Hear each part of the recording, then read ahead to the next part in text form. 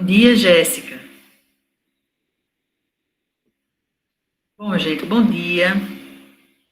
Bem-vindos à disciplina de enfermagem e UTI da Escola Técnica de Saúde. Eu sou a professora Márcia Virgínia de Lorenzo Florencio. Estou aqui tentando navegar nesse negócio, mas vai dar certo. A disciplina de vocês começa hoje. Ela se estende até o dia 30 de setembro. Certo? É uma disciplina de 100 horas. Esqueci de perguntar se todos me ouvem direitinho. Todo mundo ouve direitinho? Acho que sim. Sim, professora. É uma disciplina de 100 horas. É uma disciplina muitíssimo interessante. Tá? Nela vocês vão aprender coisas bem avançadas em relação ao cuidado. E vão aprender sobre o uso de vários equipamentos, sabe? Então, é uma disciplina bem bacana mesmo. É uma disciplina com muito conteúdo. É uma disciplina densa.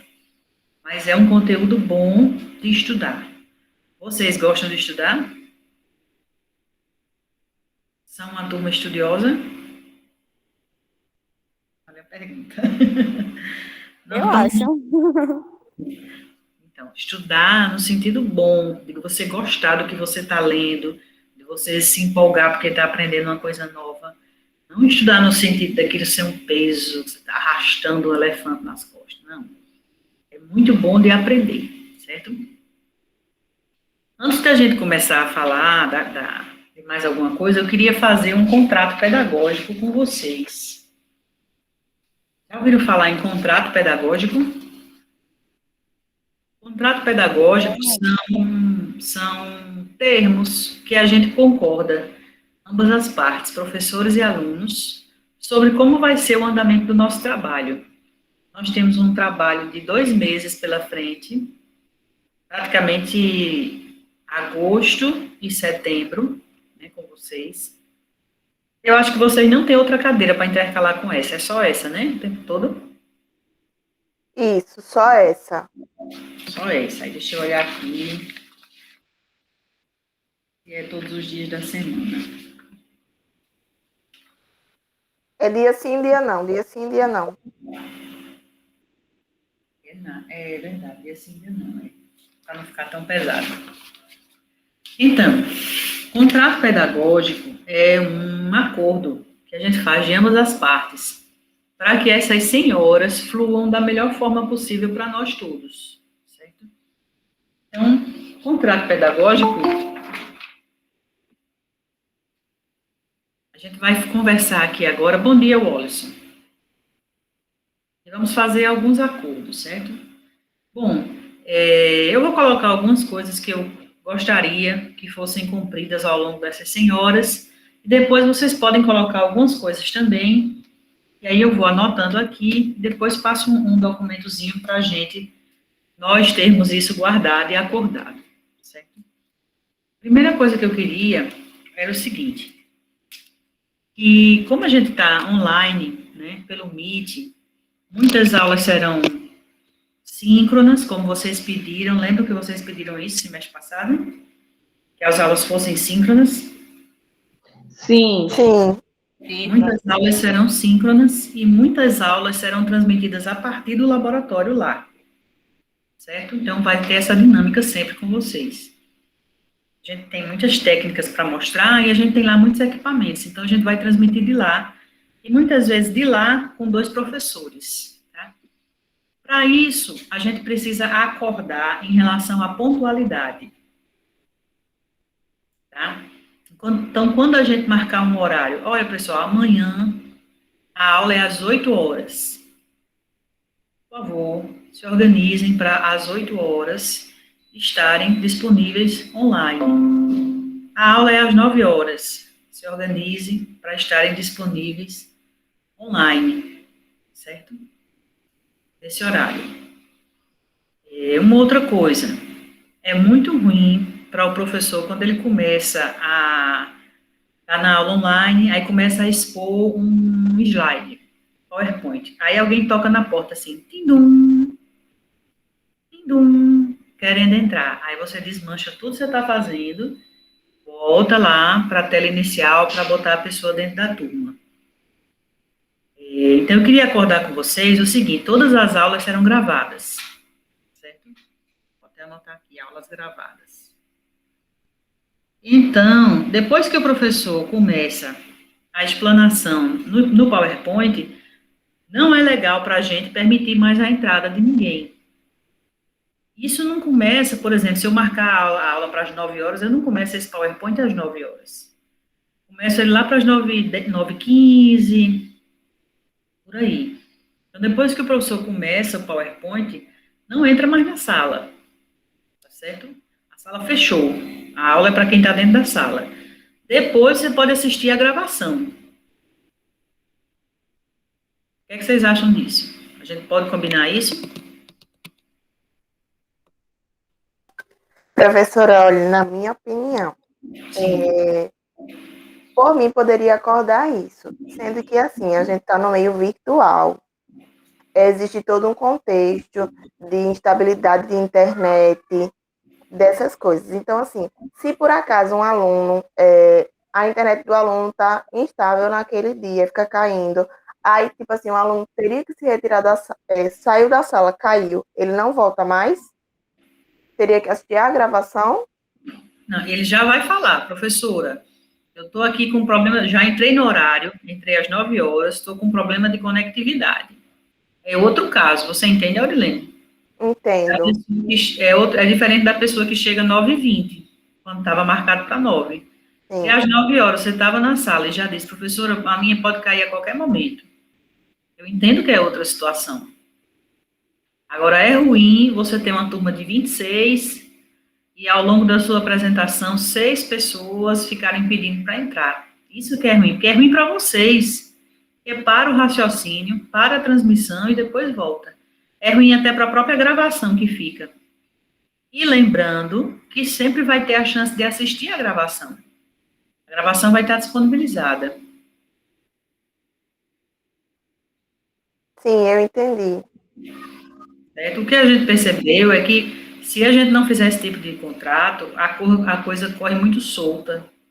Entendeu? Ó, veja, preste bem atenção numa coisa. Ontem eu coloquei lá no grupo que o link estaria no Cigar, não foi? E que vocês deveriam entrar no Cigar para pegar o link. Isso tem uma razão. Hoje de manhã uma pessoa já me procurou dizendo, professora, mande o link pelo WhatsApp. Bom, aí eu falo daqui a pouco essa questão do cigarro. Então, olha só. Podemos combinar isso?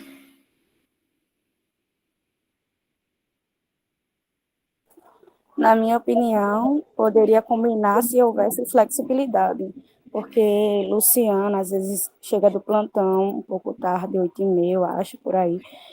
Aí, se houver uma flexibilidade para a questão de instabilidade na internet, questão de pessoas que trabalham, enfim, por mim, sim.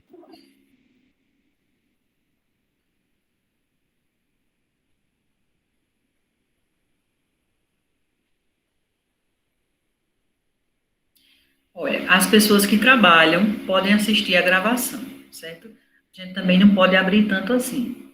Não tem a gravação? Qual o problema de assistir a gravação? A gravação vai ficar lá, disponível, a aula está lá. Uma das finalidades da aula EAD é justamente essa adaptação à vida da pessoa. Se você trabalha, se você tem outros compromissos, todo o material vai estar lá disponível. Eu ainda não falei dos outros pontos do nosso acordo, mas vocês vão ver que existe uma flexibilidade nesse sentido. Acho que a preocupação é alta. Vamos falar dos outros pontos, então. E aí vocês vão ver que a coisa é mais flexível do que parece. Em relação ao professor estar na sala, certo? E perguntar, né? Eu tenho aqui agora 24 pessoas na sala, as telas estão todas fechadas. Muitas vezes a gente fala com vocês e a gente não escuta retorno. Por exemplo, faço uma pergunta, ninguém responde. Então, eu já não estou vendo ninguém, e quando eu falo, peço um retorno, ninguém responde. Então, uma das coisas que a gente precisa também para que esse trabalho flua é que vocês deem retorno, falando. Quando o professor disser, e aí, pessoal, olha aí, Ana Ruth, apareceu. Porque o professor ele está falando para 25 pessoas, 23 no caso aqui, e não aparecem e não falam. Vocês entendem? É como se a gente estivesse falando com o computador. Professora, agora na turma da gente, eu não sei se a senhora percebeu, pelo menos eu, se eu entender a pergunta, ou se a pergunta for direcionada para qualquer pessoa da turma, eu tento responder até quando eu não sei. Eu sou participativa, e essa turma da gente, eu acho uma das turmas mais participativas, pelo menos das aulas gravadas que eu assisti da senhora, realmente, teve uma turma que a senhora deu aula que eu ficava respondendo com o computador, porque a turma não respondia nada. Pois é, tá vendo como eu sofro, Vanessa? Isso aí é fruto do meu sofrimento antigo. Então, graças a Deus, isso não vai acontecer aqui, tá? Em relação às presenças, que eu acho que é uma coisa que está afligindo muito vocês, o que eu tenho a dizer é o seguinte: como as aulas são gravadas, existe a flexibilidade de você assistir a aula em qualquer horário que melhor lhe convier. E nós não computamos a presença pela sua frequência na reunião, no Meet. A nossa frequência, a gente computa pela execução dos exercícios no CIGAR, certo? Então, por exemplo, tem alguém que não está presente aqui hoje. Essa pessoa vai levar falta? Não. A falta não é computada pela sua presença aqui nessa reunião. A sua presença, ela é computada pelo fato de você fazer o exercício que está lá no CIGAR. Porque, veja, é uma sequência de eventos, certo? O professor vem, dá a aula aqui online, você assiste ou agora ou mais tarde, né? Você lê os textos que estão lá e, por fim, você vai responder ao exercício. Quando você responde ao exercício, você está fazendo duas coisas ao mesmo tempo. Você está marcando sua presença naquela aula. Se você está respondendo o exercício, é porque você já assistiu a aula, já leu os textos e já se sente pronto para responder o exercício, concorda? Então, ali a gente já considera que você tem presença na aula. Outra coisa que você está fazendo,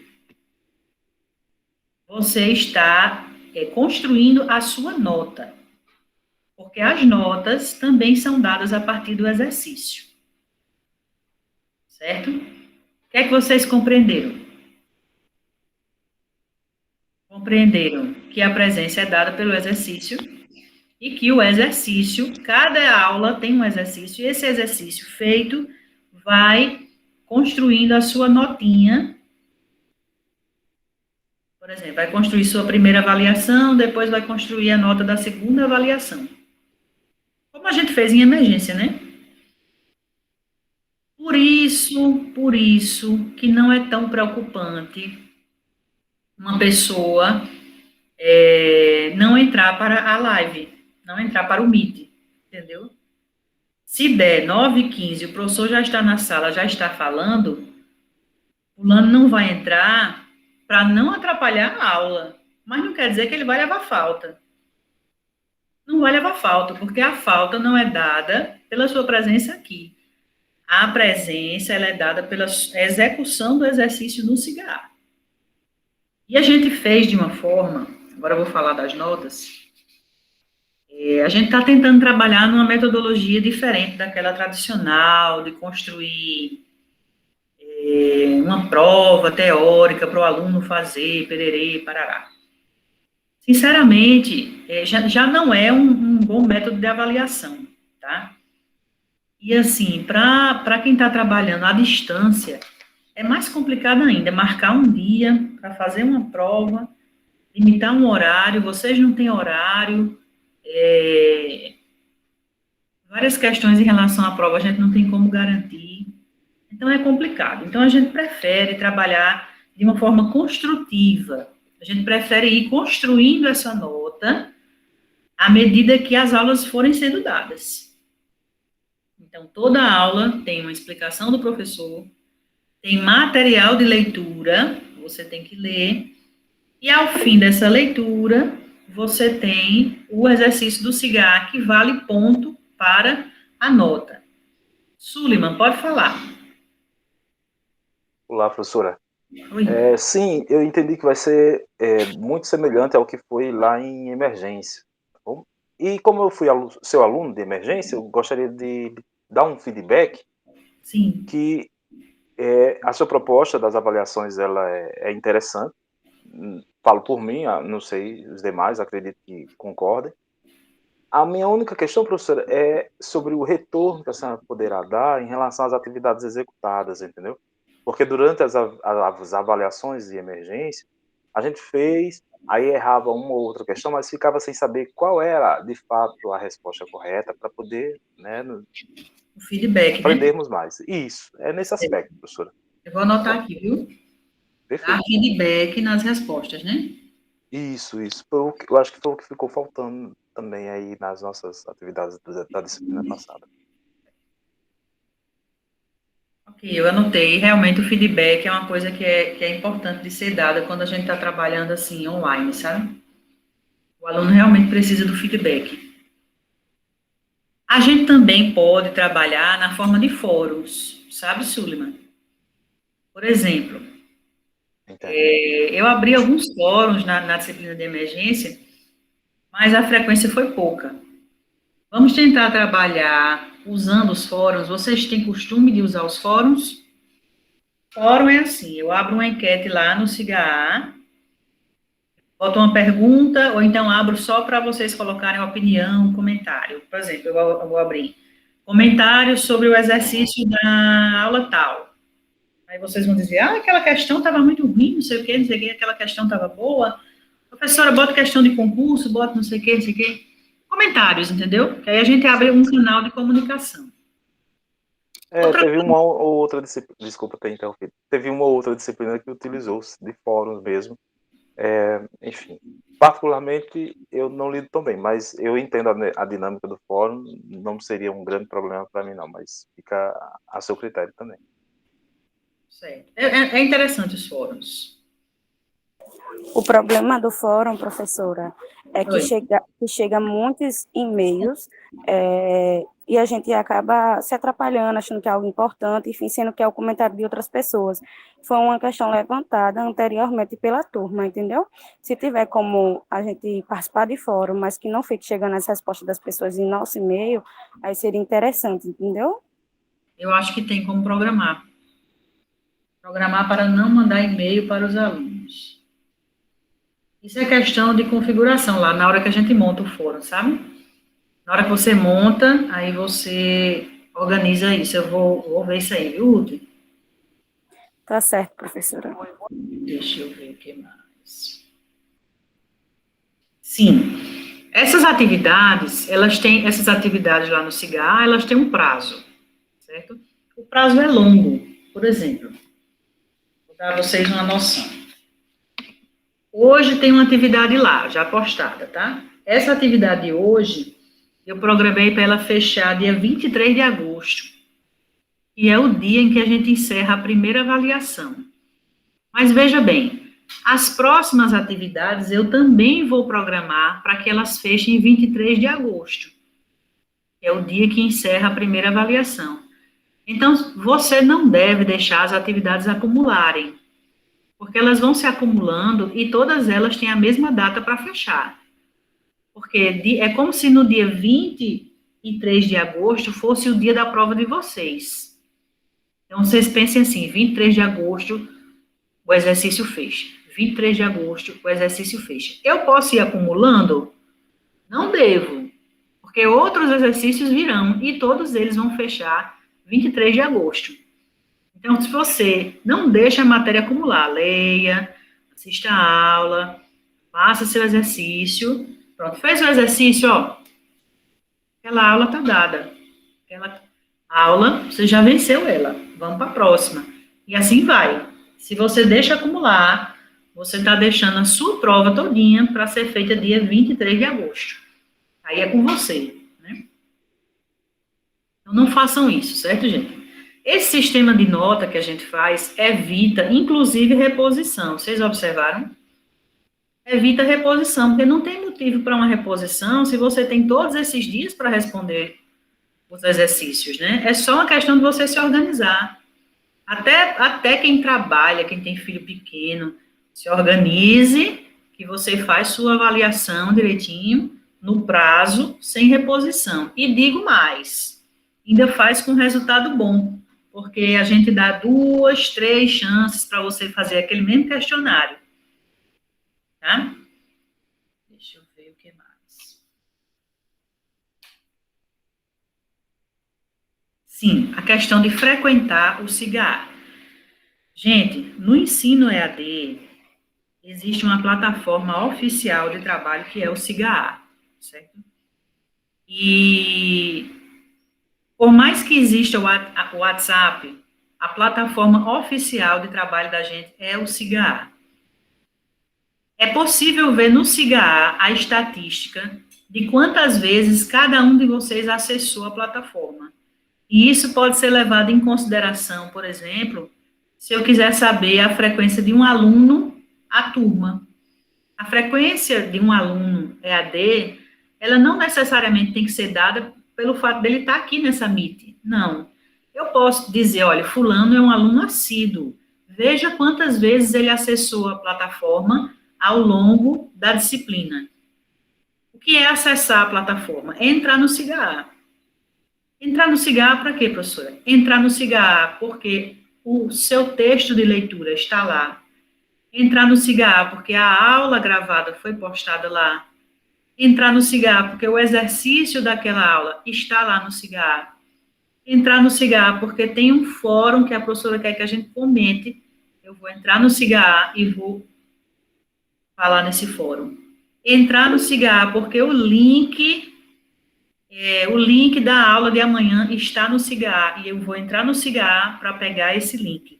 Então, a gente precisa estimular, incentivar a entrada de vocês no Cigaar. E toda vez que você entra, fica registrado. E essa é a sua garantia como aluno de que você frequentou aquela disciplina. Aurilene, pode falar. Eu acho que isso é um dos pontos que devem ser bem puxados mesmo na nossa turma. Eu, há um tempo já, observo isso, que o pessoal não acessa muito o cigarro e, muitas vezes, de verdade, tem preguiça de ler simples textos que são botados no WhatsApp ou no cigarro. Como, por exemplo, a senhora colocou ontem que ia ter aula, tudo direitinho. E não passou 2 minutos, uma pessoa foi e perguntou: amanhã tem aula? Aí, assim, uma professora da gente já falava que a gente tinha preguiça mental. Então, assim, acho que tem que ser algo que tem que ser mesmo puxado para as pessoas acessarem o cigarro, ler. E é outra coisa que eu até comentei com Loíse. Eu não vou compartilhar o link da aula, nem no grupo da turma e nem no grupo da disciplina, porque a gente recebe no e-mail o link chega no e-mail e o link chega no cigarro. Então, tem 2 formas de você acessar e ir lá pegar. É isso que eu tenho para falar. Pode falar, Sullivan. Pois é, professora e Aurilene, eu fui uma das pessoas que pediu o link hoje, por volta de 9 horas, porque eu não me lembrava de ter recebido no e-mail e estou verificando aqui no meu e-mail. Eu não estou encontrando o envio desse link da aula de hoje pelo e-mail, porque eu costumo pegar pelo e-mail, entendeu? Vem pelo e-mail e curiosamente não está no meu e-mail. O link está no Cigaar. O link a senhora não vai colocar como... Porque quando coloca como notícias cadastradas, ele aparece para nós, alunos, no e-mail. E eu não sei por quê, porque Cargas d'Água não veio hoje. Não está aparecendo. Para mim, chegou ontem, de 10h23 da manhã, Sullivan, no e-mail. Então posso ter realmente me confundir. Vou procurar. Enfim. De qualquer forma, Suleiman, independente de chegar por e-mail ou não, eu acredito que ou chegou ou ainda vai chegar para você, o importante é que vocês entrem no SIGA. É mais importante que vocês entrem no SIGA do que vocês tomem ciência de que o link está lá pelo e-mail. Vocês entenderam que existe uma estatística que o SIGA contabiliza estatisticamente cada entrada, por exemplo, que a Aurilene faz nele. Depois eu vou mostrar isso para vocês. Eu sei dizer, o professor sabe dizer, ao longo dos 2 meses de disciplina, quantas vezes Ruth acessou o SIGA.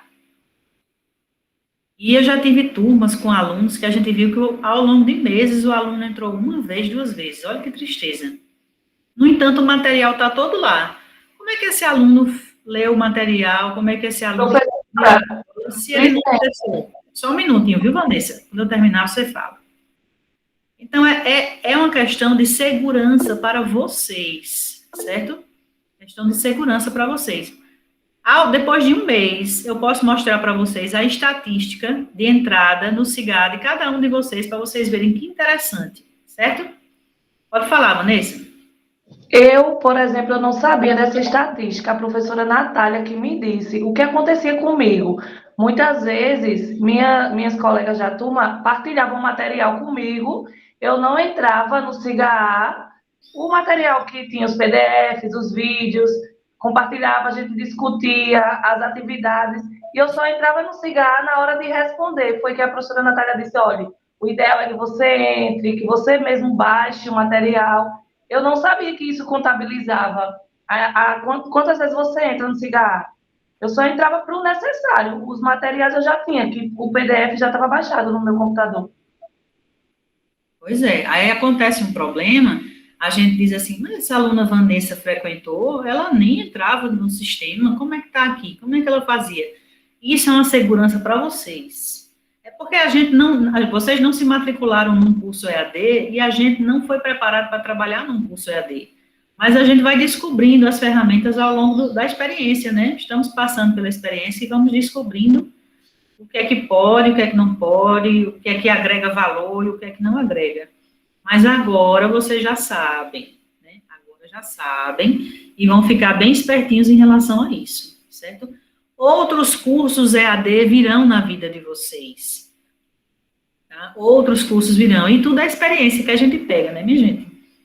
Então, ao longo dessas 100 horas, vamos se ligar e vamos acessar. Se quiserem, daqui a 1 mês, eu mostro a vocês a estatística de acesso de vocês.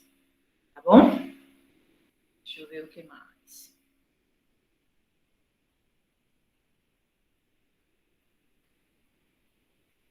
Bom, querem falar alguma coisa, colocar alguma coisa no nosso contrato? Professora, Eu quero. Ruth primeiro, Ruth falou primeiro. Eu gostaria só de saber se definir o horário, como é que o horário que vai começar a aula. Só isso. Ana Ruth, veja só, olha, hoje a aula pode começar às 9 horas, certo? Janaína, 9h37, viu? Depois eu sou chata. Bom dia, Janaína.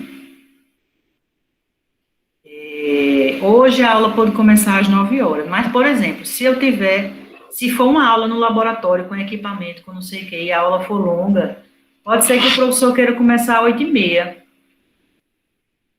Eu não tenho como dizer a você agora um horário X, assim, entendeu?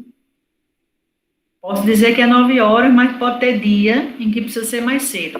De qualquer forma, a aula não vai estar gravada? Isso que vocês têm em mente, entendeu? Que a aula vai estar gravada e vocês não precisam se aperrear para... Ai, meu Deus, amanhã eu não vou, eu estou chegando do plantão, não sei o que, não sei o que. Assiste depois. Não, professora, eu estou perguntando assim, mas quando a aula for um exemplo de 8h30, 8 horas ou 9 horas, a senhora vai comunicar lá no grupo, dizendo o horário, não é isso? Comunicar na véspera, vou botar 24 horas de antecedência, certo? Tá bom? Pronto, tá certo, professora. E eu também quero deixar já ciente que vai ter uns dias que eu vou estar em falta, mas por motivo, porque eu estarei fazendo minhas consultas de pré-natal. Mas, como a senhora disse a aula vai estar gravada, nem se preocupe que meu cigarro é aberto 24 horas. Então, não existe falta, Ana Ruth.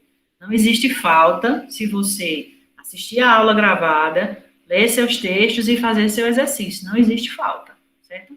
Você não vai poder estar naquele horário, mas você vai fazer sua aula. Eu comunico logo assim, professora, porque numa disciplina anterior, eu tive justificativa porque eu faltei, comprovei, e mesmo assim eu levei falta. É muito complicado. Mas vamos lá. Alguém estava de mãozinha levantada. Quem era?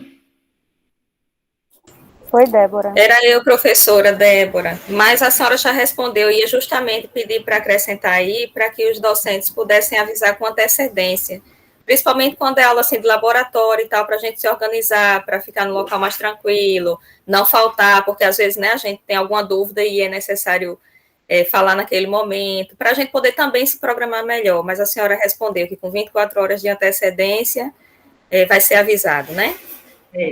Botei aqui. Obrigada. Maria Aurilene, e depois é Ruth. Eu queria falar para...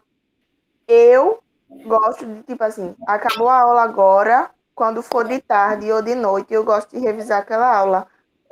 Já fazer o exercício, já ler o texto, não gosto de acumular. Como as aulas vão ser dia sim, dia não, eu pretendo no outro dia de manhã, separar o horário pela manhã para estudar.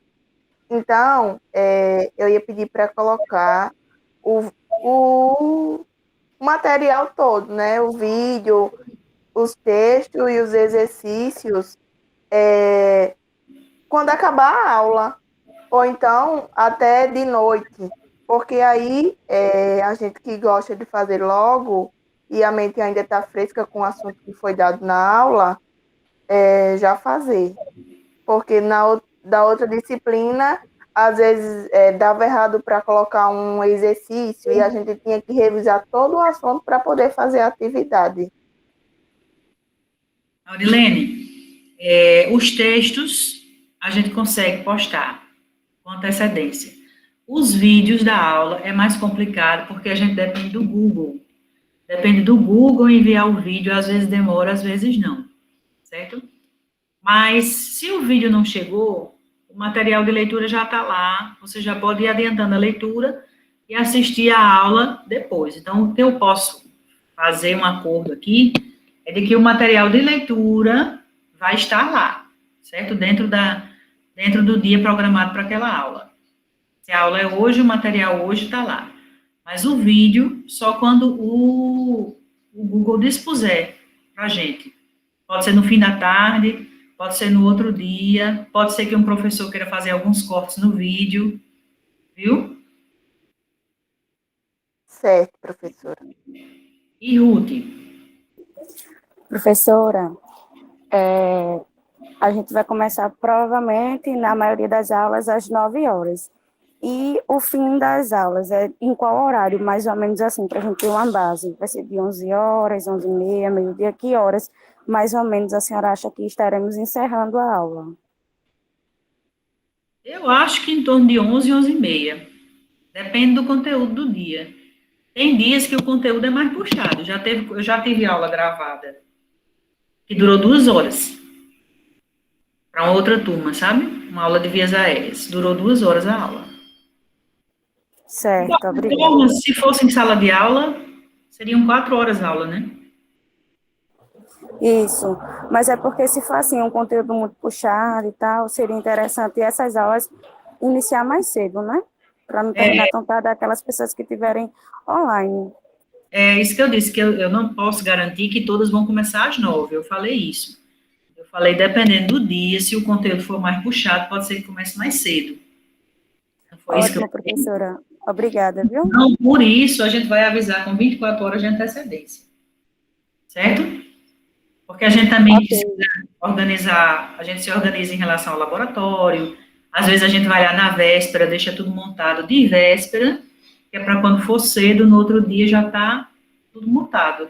E e a gente poder começar às 8h30. Mas a gente avisa, viu? Vou acordar com as outras colegas para que fique acertadinho essa questão do horário. Tá certo, obrigada, parceira. Mais alguma coisa no nosso contrato? Depois a gente vai assinar o contrato. Janaína, tudo com medo do contrato. Vai, Janaína, fala. Professora, primeiramente, bom dia. Bom dia. Eu falei ontem com uma das professoras, creio que era por volta de 22 horas. Aconteceu que o meu filho teve um surto psicótico, eu estou com ele interno. Falaram comigo.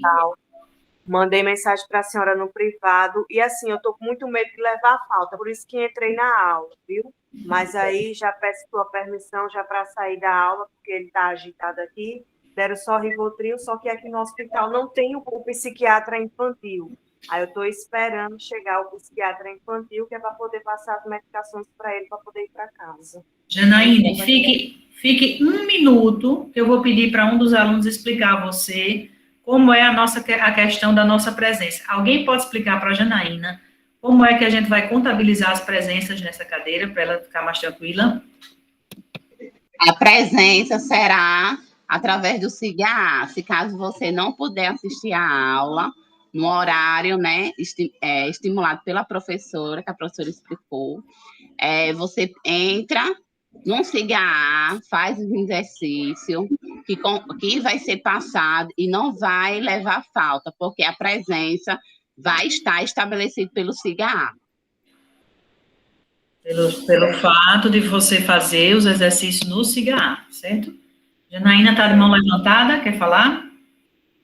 Pronto, já vou deslevantar minha mão e peço sua autorização para sair da aula, tá bom? Muito obrigada. Era isso. Tá certo, pode ir. Tá vendo, gente? São 26 pessoas. A gente passa a informação, mas a informação não chega, né? Ela não está aqui, ela estava no hospital, tá? Então, é importante que essas coisas fiquem realmente escritas, acordadas, porque, né, fica mais claro. Mais alguma pergunta, alguém?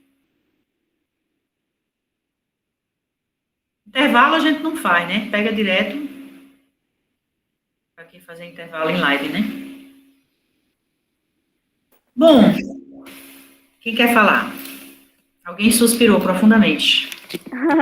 Professora, eu só queria falar a questão desse pegar direto, né? Não fazer intervalo. Seria interessante, pelo menos, ter uns 5 minutinhos para a gente ir no banheiro, tomar água e tal, porque já também foi falado anteriormente em outras disciplinas com os alunos, que, tipo, o fato da gente não ter intervalo, a gente, tipo, sair para tomar água, de repente no banheiro a gente já perde um monte de informações, entendeu? Então, se possível, coloca pelo menos uns 5 minutinhos para tomar água, respirar, enfim. Mas eu acho que isso só é válido quando a aula é muito longa, pelo menos na minha opinião. Porque uma aula curtinha, não. Uma aula curtinha para mim não é necessário. Só se a aula for muito longa, tipo 2 horas, 2h30 de aula. Isso, professora. Concordo, Aurilene. Certo. Então, nas aulas longas. Nas aulas longas. Também vocês estão de celular, né? Às vezes leva o celular, vai na cozinha tomar água, leva o celular, vai no banheiro.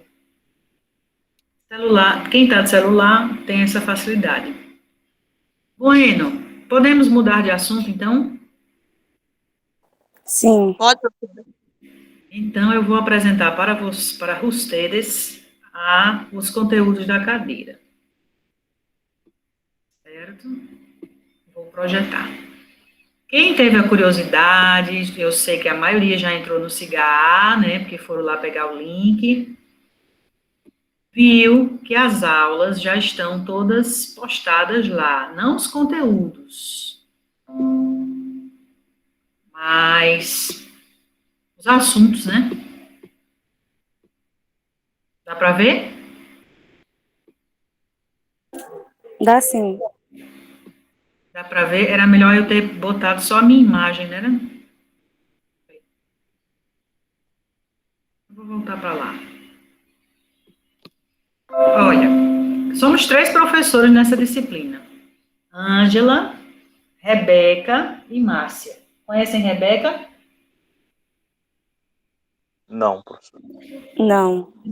Rebeca é uma enfermeira do Recife, é nossa professora efetiva, passada e aprovada em concurso. Ela tem muita experiência nas UTIs do Recife, foi preceptora de residência em enfermagem nas UTIs, na UTI do Hospital das Clínicas, que é o HU, da UFPE. Certo? Professora? Oi.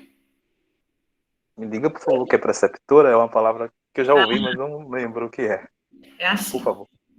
Quando você faz graduação na área de saúde, existe uma pós-graduação que chama-se residência. É tipo uma especialização, só que é prática. Ela é em serviço. Então, pega-se um hospital de grande porte, como o HC de Pernambuco. Inclusive, eu fui residente de lá. E ao longo de 2 anos, você vai passando em várias clínicas lá dentro do hospital. Você é formado, mas você ainda é estudante. E como todo estudante, precisa de alguém que lhe supervisione. E quem supervisiona um residente é um preceptor. Então, o residente é um estudante que já é formado. Ele faz uma especialização. E quem supervisiona o residente é o preceptor. Então, Rebeca foi preceptora de residentes em UTI lá em Pernambuco, no HC, que é o HU da UFPE, da Federal de Pernambuco, certo? Então, Rebeca é nossa professora efetiva e ela vai estar com a gente na disciplina. Provavelmente também é Rebeca quem vai acompanhar vocês nos estágios de UTI, quando esses estágios começarem, certo? Então, somos Márcia, Ângela e Rebeca. Na nossa aula de hoje, a gente vai ter a apresentação da disciplina, eu vou falar o que é unidade de terapia intensiva, vou falar da planta física, da organização, da administração, dos recursos humanos, além de todo esse acordo pedagógico que a gente fez agora, certo? Ao final da aula de hoje, vocês têm lá o material que já está postado no SIGA, tem 2 textos para leitura e tem um exercício que conta presença e conta um ponto na construção da sua primeira nota de vocês. Vejam que ao longo de todas as aulas, sempre tem um exercício lá no SIGA que vale um ponto. Vale um ponto. Isso soma 10 pontos no dia 23, vai somar 10 pontos, fecha-se a primeira nota, certo? Depois segue de novo, vai tendo conteúdo, exercício, conteúdo, exercício. Alguns dias não vai ter exercício, tá? A gente vai dar um descanso. Mas lá para o dia 30 de setembro, fecha-se a segunda nota. Há dias em que há 2 professores na sala, são justamente os dias em que a gente programou a transmissão a partir do laboratório lá, a gente vai fazer a prática, mostrando, e vocês vão perguntando, e estamos lá na prática, nos equipamentos, nos bonecos, vocês vendo, e assim vamos. Então, há vários dias em que há 2 professores, tá vendo? Ó? Aqui do lado, né, nessa coluna. Programamos, ao final, um momento que é como se fosse assim, ou um seminário, ou uma palestra com um convidado de fora, sobre sepsis, sobre transplante, e fechamos dia 30 de setembro. Se todo mundo fizer direitinho seus exercícios, na data, não deixar acumular, rapidinho a gente fecha a primeira avaliação, rapidinho a gente fecha a segunda avaliação, ninguém faz reposição, ninguém vai para a final. Compreendem? Então, depende muito de vocês. Fazer direitinho, ir acompanhando e não deixar os exercícios para depois. O que interessa a nós, professores, o que nos interessa, não é que você faça uma prova teórica, ai meu Deus, vou marcar naquele dia. Não, eu quero que você assimile o conteúdo. Assimile o conteúdo. Não precisa que você faça uma prova teórica para eu saber se você assimilou ou não. Certo? Faça a leitura, que eu sei que você já vai ter assimilado bem. Outra coisa agora, alguma dúvida em relação ao nosso cronograma? Até agora não, professora. Ok.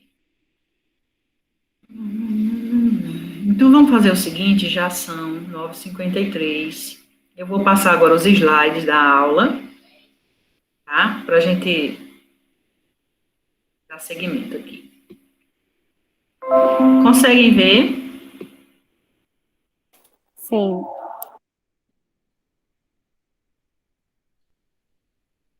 Como é que está a visualização desse slide? Quem assistir a gravação vai ver direitinho?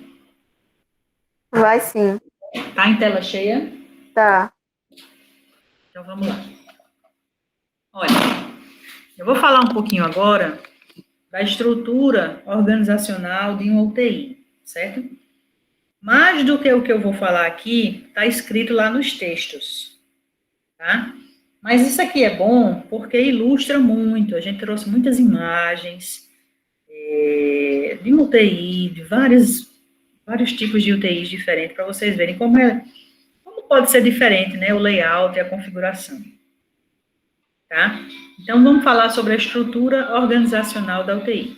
Maurício, baixa o celular aí, por favor, meu. Só um minutinho.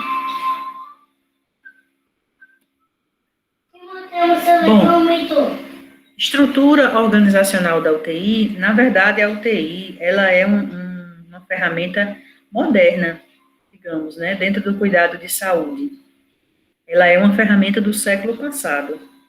Vocês já estudaram história da saúde e viram que a história da saúde remonta desde a época das cavernas, né? Quando as mães cuidavam dos seus filhos, cuidavam de um filho doente, de uma ferida e tudo. Então, considerando toda a evolução do tempo da saúde, a gente pode dizer que a criação das UTIs é uma criação moderna. Tem até um vídeo da Associação de Medicina Intensiva que eu gostaria de passar para vocês. Vou passar agora, tá?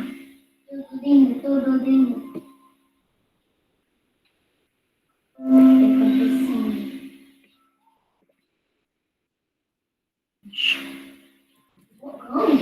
ver se eu consigo passar.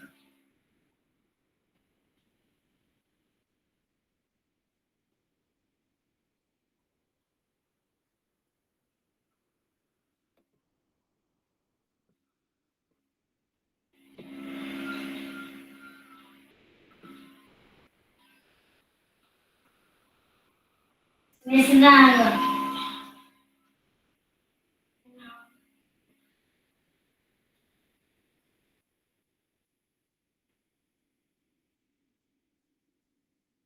Vocês estão no YouTube comigo? Sim. Sim. Sim.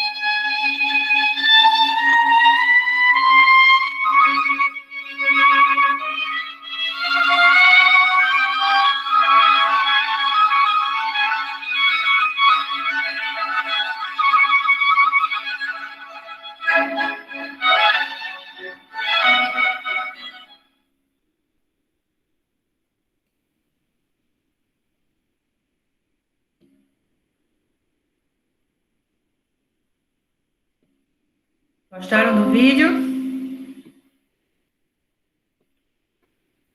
Então, a história das UTIs, como vocês viram, ela é relativamente recente. Não tem 100 anos para cá, né? E evolui sempre, evolui diariamente. Agora mesmo, vocês estão presenciando um momento histórico de mais uma evolução na história das UTIs, que é a pandemia do Covid, né?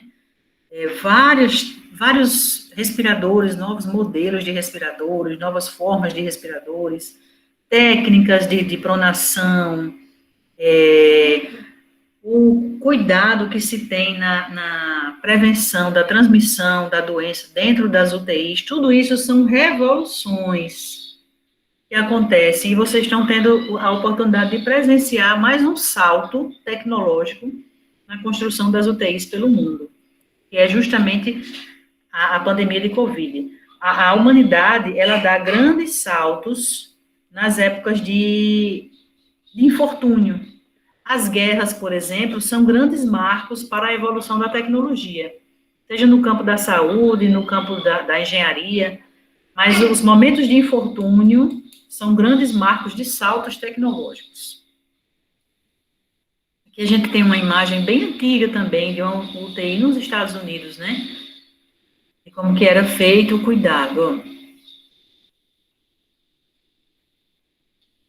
Bom, conceitos e indicações, nós temos várias siglas, né? A unidade de terapia intensiva, que é a UTI, o centro de terapia intensiva e a unidade de cuidados intensivos.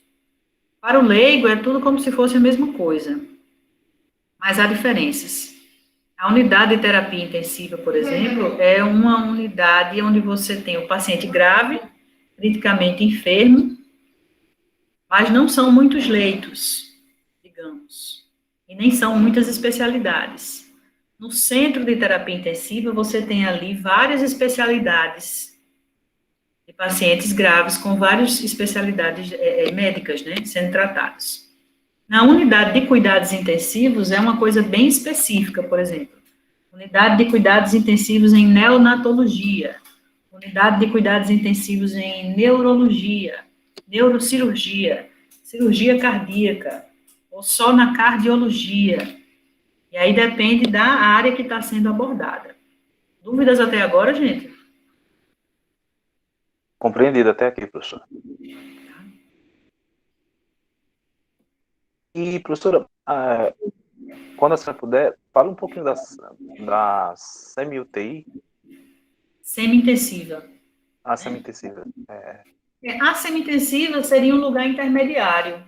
Há um paciente que não está mais tão grave, mas que precisa ficar em observação.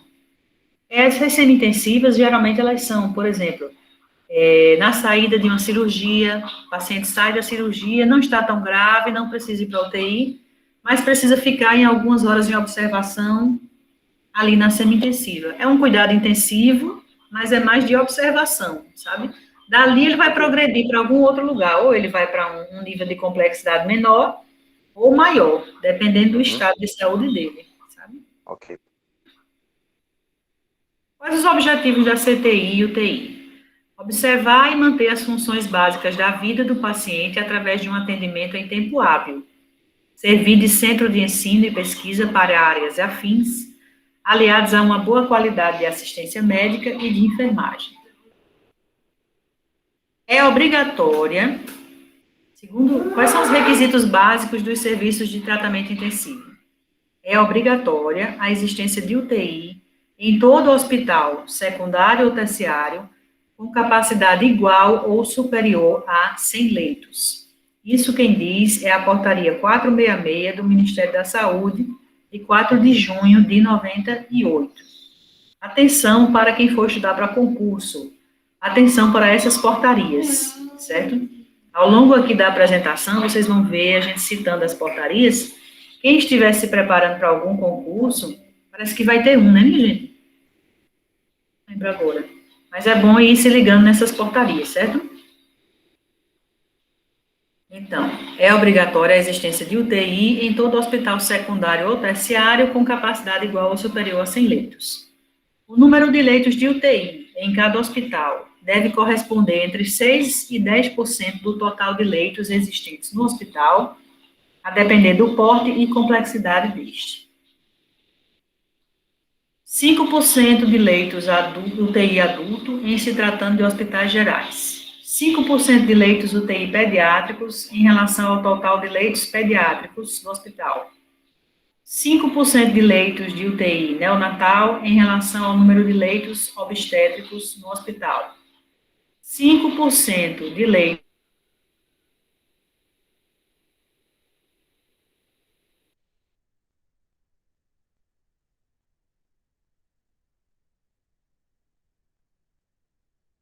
tem que ter naquele hospital, de acordo com o número de leitos gerais que eles têm, certo? Então, se é um hospital pediátrico, por exemplo, um Arlinda Marques da Silva, o Arlinda Marques, se ele tiver 100 leitos de enfermaria, ele tem que ter 5% desse valor na UTI pediátrica. Compreendem? 5% de 100 é 5, né, gente? Sim, no caso, se fossem 200, teria que ter 10 leitos destinados à UTI. UTI pediátrica. Só pediátrica. Hospital materno-infantil que atenda gravidez ou parto de alto risco deve dispor de UTI neonatal e UTI adulto. UTI adulto para atender a mãe, né, a parturiente, e neonatal para atender o bebê. RDC Anvisa, número 7, de 24 de fevereiro de 2010, afirma que paciente grave é aquele paciente com comprometimento de um ou mais dos principais sistemas fisiológicos, com perda de sua autorregulação, necessitando de assistência contínua. A característica do paciente grave é que ele precisa estar o tempo todo acompanhado.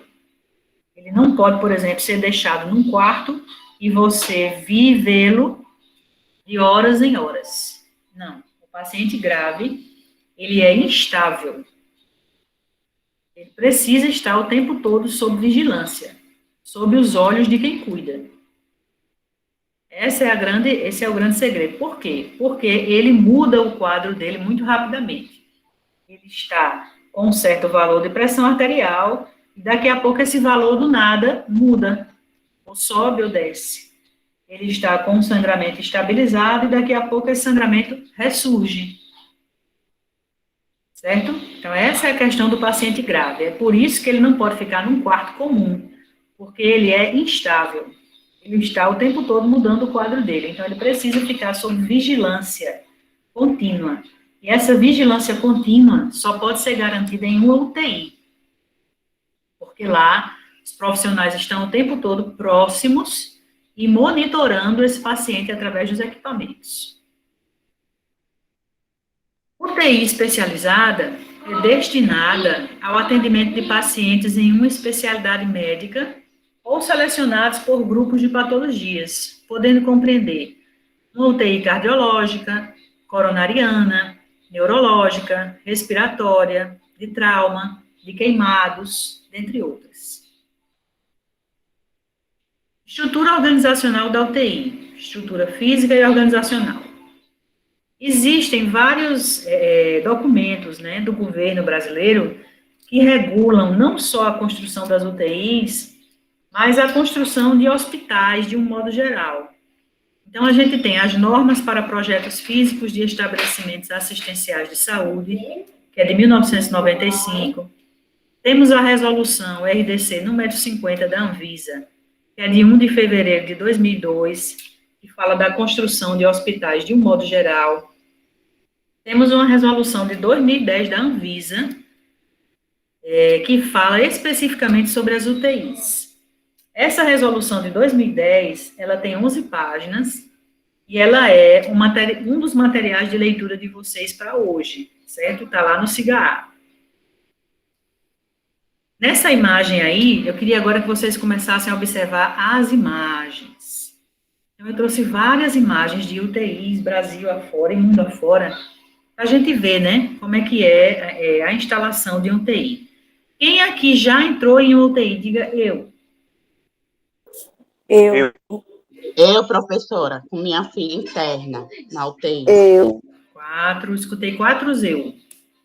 4 eu de 20 e poucas pessoas na sala. É pouco. Eu também. 5 eus. Tem umas 20 pessoas aí que nunca entraram. Bom, as UTIs, apesar do nome aterrorizante, a gente fica com medo do ambiente, elas têm que ser ambientes que sejam agradáveis aos olhos, tá? Então, é importante a composição das cores, da iluminação, a questão de ter acesso ao mundo exterior é muito importante. O que a gente visualiza aqui nessa imagem? A gente visualiza janelas de vidro. Vocês estão vendo as janelas de vidro? Não é bem janela, é vidro, né? Esse vidro, ele tem várias funções aí. Ele permite a entrada da luz solar, que é muito importante para o ser humano. Ele permite que o paciente acompanhe o ciclo dia e noite, para ele saber quando é dia e para ele saber quando é noite. Porque isso, se você está num ambiente fechado, só com iluminação artificial, ao longo dos dias, você vai perdendo a noção de dia e noite. Então, essa janela, ela humaniza, tanto para a equipe, como para os pacientes, saberem quando é dia e quando é noite. A janela dá para uma área verde, né? Áreas verdes são sempre bem-vindas aos olhos da gente. Observe que existe uma boa distância entre os leitos. Essa distância é importante para que a movimentação da equipe aconteça de forma legal, agradável. Existe uma separação entre os leitos com as cortinas, estão observando? Então, é possível dar privacidade, um pouco, né, de privacidade a esses pacientes através das cortinas. O distanciamento é importante também para a questão do controle de infecção, não ficar um leito tão próximo do outro. Os leitos, eles têm uma placa de identificação, logo ali onde ficam os pés, ó, para identificar o paciente ou para identificar alguma coisa que tem que ser feita com esse paciente, né, mais urgentemente. A separação do lixo, lixo contaminado, saco branco, lixo comum, saco preto. O piso, vocês estão vendo que é um piso que tem é um piso que faz pouco barulho quando o maquinário vai passando por cima dele. Como é que chama esse piso? Absorvível, uma coisa assim. Absorve o barulho, não permite barulho, e é de fácil limpeza, não possui rejuntes, frestas, onde a sujeira e os micro-organismos possam se acumular. Observe o canto da parede, entre o chão e a parede, existe uma continuação do piso boleada, ou seja, não é um ângulo reto de 90 graus, é como se fosse uma rampinha. Vocês estão observando isso? Tudo isso, gente, faz parte dos detalhes de engenharia e arquitetura de construção das UTIs. Isso não é aleatório, existem normas para essas construções, e uma delas é a RDC número 10, a RDC número 2 de 2010, que vocês vão ler, tá? Observe que cada leito de UTI tem o seu maquinário, régua de gases ali na parede, ó, com oxigênio, ar comprimido, bombas de infusão, suporte de soro, respirador, monitor cardíaco. Eu estou vendo daqui. Todos os leitos igualmente equipados. Deixa eu passar uma outra imagem. Em relação à localização da UTI no hospital, vocês já viram que um hospital, a partir de 100 leitos, já tem que ter sua própria UTI. Mas essa UTI, ela tem um lugar certo para ser localizada? Tem. Essa UTI, ela tem que estar próxima do centro cirúrgico e da emergência. Ela não pode ser, por exemplo, o centro cirúrgico no 2º andar e a UTI no 10º. Isso torna o atendimento complicado. Então, se vai instalar o hospital, a UTI tem que estar próxima de certos setores, justamente para garantir a facilidade de acesso. Tá? Corredor... Maurício, só um minutinho, gente, que eu tenho uma criança de 5 anos aqui. Maurício, baixa o som, por favor. Corredores largos. Olha o detalhe das cores, relaxante aos olhos, da iluminação, o piso que sobe, que faz o cantinho assim com a parede, justamente para evitar um ângulo de 90 graus para acumular sujeira. Protetores nas paredes para as macas, ó, à medida que a maca for passando, não vai esbarrando na parede, tem corrimão, tá? Acesso, acho que são elevadores. Acesso fácil de elevadores, elevadores largos para passagem de maca. Tudo isso faz parte dos projetos de engenharia e arquitetura. O ambiente de UTI, olha como que ambiente bacana, claro, largo. Observe que existe uma ilha central, onde fica o posto de enfermagem. Nessa ilha, a enfermagem trabalha, faz suas anotações, os médicos, fisioterapeutas fazem suas anotações. Nessa mesma ilha, tem ali uma bancadinha com gavetas, provavelmente medicações, insumos descartáveis, seringas, agulhas. Da forma como essa UTI está configurada, quem está na ilha, no posto, visualmente enxerga todos os leitos ao redor, concordam? Sim, professor. Então, visualmente, quem está na ilha enxerga todos os leitos ao redor. Isso faz parte do projeto, certo? É preciso que a gente enxergue e realmente tenha acesso a todos os pacientes. Caso não houvesse esse acesso direto aos leitos, seria necessário, por exemplo, que houvesse um painel central aqui na ilha que transmitisse o resultado dos monitores para esse painel central. Então, eu iria saber, no painel central, eu ia ter ali a monitorização de seu Joaquim, de seu Adinaldo e seu Alivaldo, todos aqui na ilha. É o caso, por exemplo, dessa outra UTI, olha, nós temos aqui como se fossem quartos individuais, né?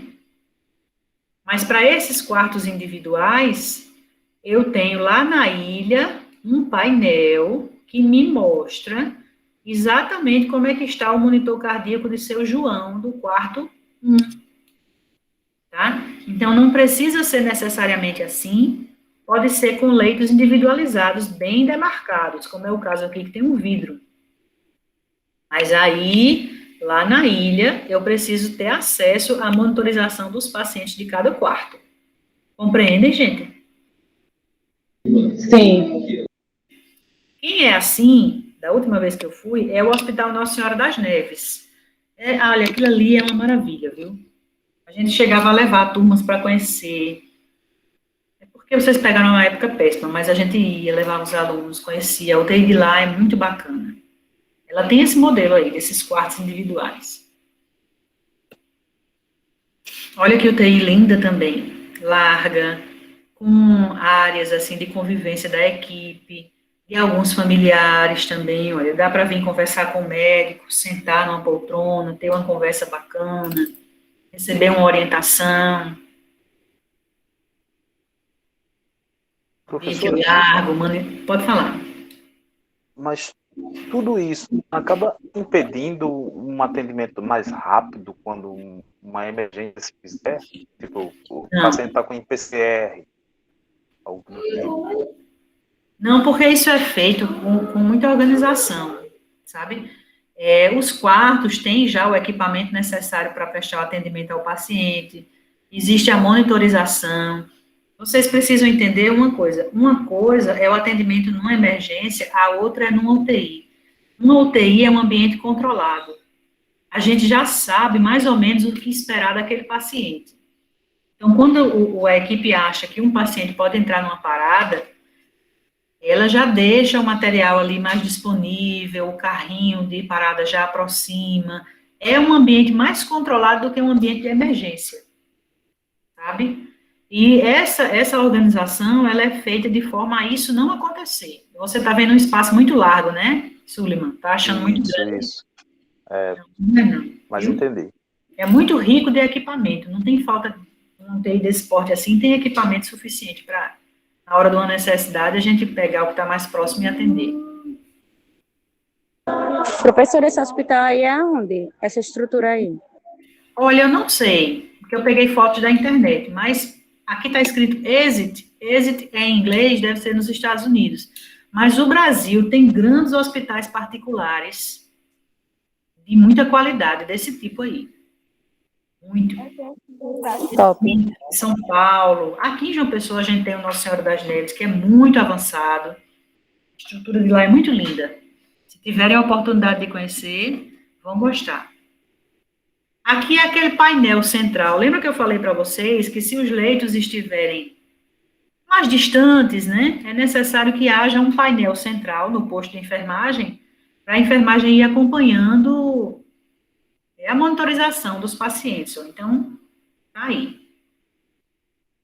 Alguma dúvida? Não, professora. Dá para compreender, Mas né? se ela em um outro momento puder nos apresentar algumas imagens de UTI de hospital público para a gente poder fazer uma comparação, seria Mas interessante. tá. Para Eu vou avaliar também, professora, deixar para vocês olharem no Google, tá certo? Para vocês pesquisarem. é para avaliar também se, mesmo sendo público, existe o mínimo necessário para prestar atendimento. É isso, nessa perspectiva. Sullivan, eu vou acalmar seu coração. Existe, certo? Existe muita qualidade no serviço público. Muita. Muita qualidade. Existe deficiência, mas existe também muita qualidade. E fora isso, a questão da qualidade, pode não existir o luxo. O luxo pode não existir, mas a qualidade existe. E como são normas técnicas a serem seguidas, existe fiscalização dos conselhos de medicina, de enfermagem, de fisioterapia, da vigilância sanitária. Essa fiscalização é quem garante a manutenção do que está na norma. Compreendi. Sabe? Então, o que está na norma é para ser seguido, seja no luxo, seja na simplicidade. O que está na norma deve ser alcançado. Quando o que está na norma não é praticado, e a fiscalização vem, aí fecha esses locais. Você já deve ter ouvido falar na TV, bateu uma fiscalização no hospital tal, interditou a UTI neonatal. Interdição assim? ética, né, que chamam. Interdição ética, tem várias formas. Mas por que interditou? Porque não está seguindo as normas que tem que seguir, as normas da Anvisa, que vocês vão estudá-las hoje. Certo? Então, assim, pode não ter o luxo e a beleza, mas a norma tem. Quando não Professora, tem... Oi. O paciente que está em PNI é um paciente em semi-intensiva ou não? PNI, defina PNI. Vou saber se você... Essa foi uma pergunta de Jéssica. Então, Ela pediu para eu perguntar porque ela percebeu que a senhora não estava conseguindo acompanhar o chat. Sim. Jéssica, Ela quer saber o que é VNI, Jéssica. Ventilação não invasiva, professora. se o paciente que está em ventilação não invasiva, se ele vai para uma semi-intensiva ou vai para uma intensiva. É isso? Se ele é considerado um paciente de semi-intensiva ou não. Olha, só essa informação, dizer que ele está em ventilação invasiva ou não invasiva, não é suficiente para classificar uma pessoa se ela vai para uma intensiva ou uma semi-intensiva. Só isso não é suficiente. Para cada paciente, é necessário olhar o estado geral dele. Ele pode estar numa ventilação não invasiva, porém está hemodinamicamente instável, com a pressão arterial oscilando, em eminência de um estado de choque. Então, isso é pouco. É preciso avaliar o estado geral dele, tá certo? Cada caso é um caso. Ok, professora, obrigada. Posso passar? Professora, Oi. deixa eu só responder Sullivan, já que ele está perguntando se os hospitais públicos têm insuficiente, assim, tem qualidade, né, de atendimento. Sullivan, tem. Minha menina, ela ficou lá na UTI do Hospital do Valentina, infantil. Para quem já foi lá e conhece, lá o hospital, lá a UTI de lá infantil, é lindo. Gente, parece uma UTI particular, porque eu tiro por experiência própria quando minha menina ficou lá. E tudo que a professora mostrou aí na foto, né, a separação, o piso, as janelas de vidro, as paredes com tinta estilo lavável, para causa das bactérias, dos fungos. Lá, eu fiquei muito encantada, professora. Eu nunca tinha entrado em um UTI público, né? E quando eu entrei lá, eu entrei até muito preocupada por causa da situação da minha menina, que ela teve água nos pulmões, né? Aí teve que fazer dreno, tirar o líquido do pulmão, tudo. Mas, assim, isso vai, como a professora falou, isso vai de cada estrutura do hospital, né? Cada forma que o hospital trabalha. Então, o senhor não pode ficar sossegado. Isso vai de cada equipe também que está ali de plantão. E lá eu não tenho o que reclamar. Lá minha filha foi bem atendida, todo o suporte necessário. O que eu achei muito importante é que a equipe fica lá, né? Assim, disposto a qualquer ocorrência que acontecer, diferente quando você está numa emergência, assim, normal, que a paciente chega e não fica na UTI. É muito diferente, porque a equipe tem muita demanda, muita sala para atender. E na UTI não, é muito diferente. A equipe está ali disposta, disponível para qualquer ocorrência. Só isso mesmo, professora. Ok, obrigada, viu, pelo seu depoimento. É aquela história do ambiente controlado, né? É um outro ambiente, é um ambiente sob controle. Vou colocar uma pergunta para vocês aqui, para vocês perceberem uma coisa. Uma UTI móvel precisa correr no trânsito?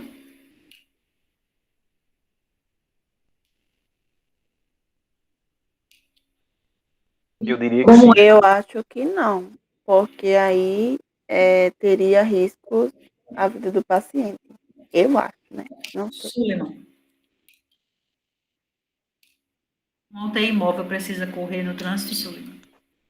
Eu disse que sim, professor. Eu acredito que sim, mas como a senhora mesma falou há pouco, o ambiente de uma UTI é um ambiente controlado. Então, pode-se fazer essa relação, analogia para o ambiente da UTI móvel, né? Enfim. Teoricamente, uma UTI móvel não tem que correr, porque lá tem tudo.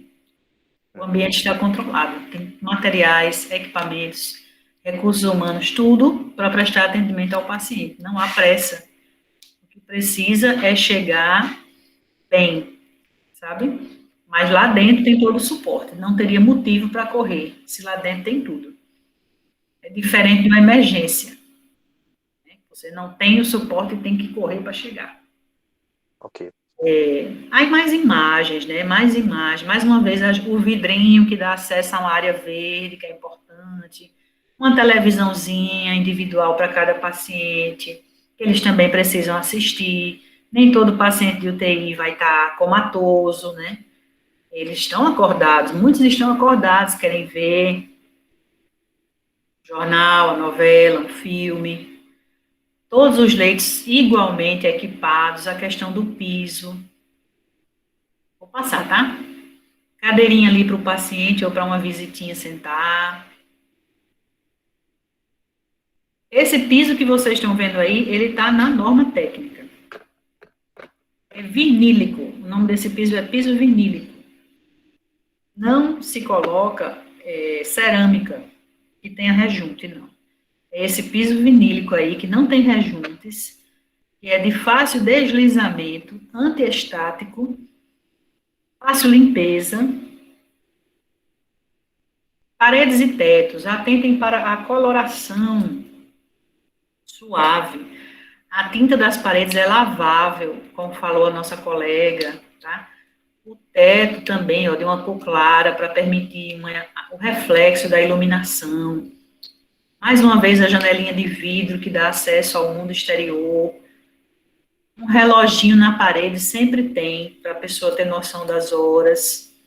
Camas automáticas, como vocês estão vendo aí. Modéstia à parte, nós temos uma cama dessa. Desculpa, beijo no ombro. Piazinha ali para lavar a mão. O que mais vocês estão vendo aí? Respirador. Professora, o que eu não estou vendo nessa imagem é que não tem um cesto de lixo.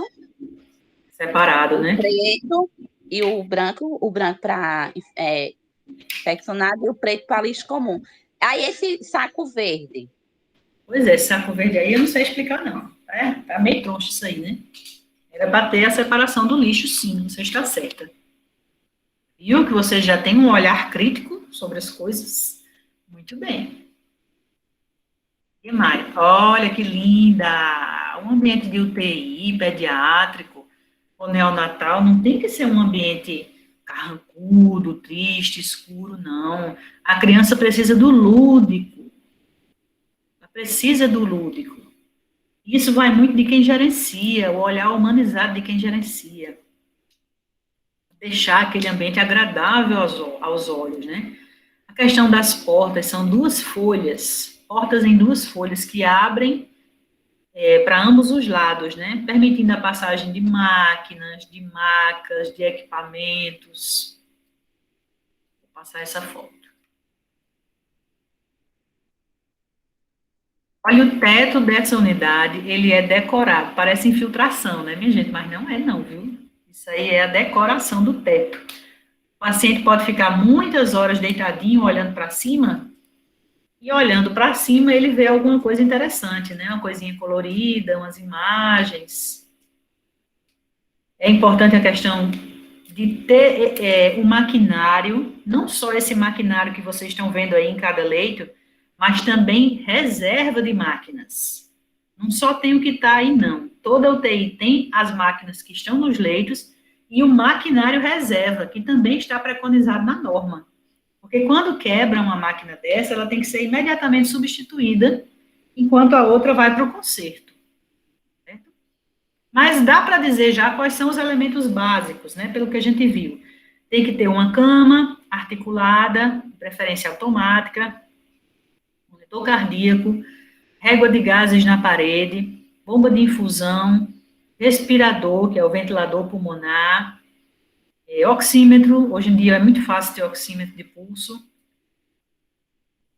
separação dos leitos por cortina, a questão da visualização do ambiente externo através de janelas de vidro, o piso vinílico, ar-condicionado, telas para proteger de insetos, muito importante também. Aqui a gente vai ver algumas imagens antigas, tá? Não são imagens recentes, da UTI do HU, de agora em diante. Então, as UTIs, de um modo geral, tem que ter uma área de estocagem de material, como essa que vocês estão vendo aqui. Um posto de enfermagem para preparo de medicações. Uma copa é importante, é um serviço que funciona 24 horas. Uma área de recepção, entrada, né, de acesso, secretaria, área de estocagem de material estéril, expurgo, corredores. Eu já acho esse corredor estreito. Se for comparar com outros corredores, não fica fácil para manobrar uma maca aí, concordam? Manobrar uma cama larga. Concordo. É verdade. Já acho estreito. Tem que ter muito cuidado. Uma coisa é um hospital que é construído para ter uma UTI, a outra é um hospital que já estava pronto e que foi adaptado para ter uma UTI. Sofre mais, viu? Porque não foi pensado para aquilo. Vai ser adaptado. Mais uma vez, a unidade do paciente, né? Isso é o que temos que encontrar basicamente na unidade de um paciente, no UTI.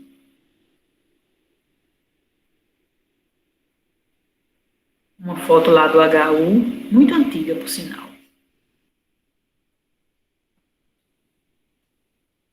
Mais uma vez, os equipamentos. Aqui a gente tem um ventilador pulmonar, e aqui o monitor cardíaco. Régua de gases que eu falo é isso aqui, pessoal. Esse painel, também chama painel de gases. Régua de gases, painel de gases. Isso aqui são bombas de infusão. Olha essa que linda. Vou